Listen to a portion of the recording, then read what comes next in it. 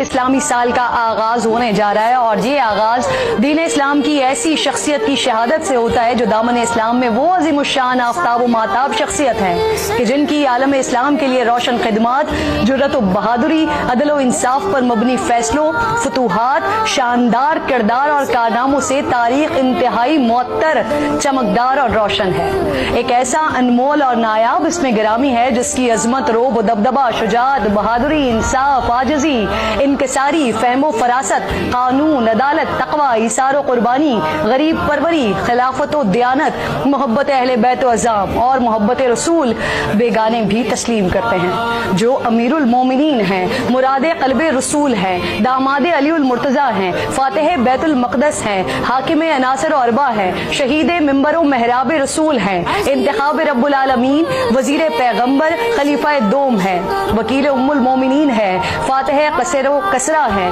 شامل اشرہ و مبشرہ ہیں، میدان عدالت کے نیر تابہ ہیں۔ یہ حضرت سیدنا عمر فاروق رضی اللہ تعالی عنہ ہیں۔ حضرت عبداللہ ابن مسعود سے روایت ہے، خدا کی قسم ہم بیت اللہ میں نماز پڑھنے کی استطاعت نہیں رکھتے تھے یہاں تک کہ حضرت عمر اسلام لے آئے۔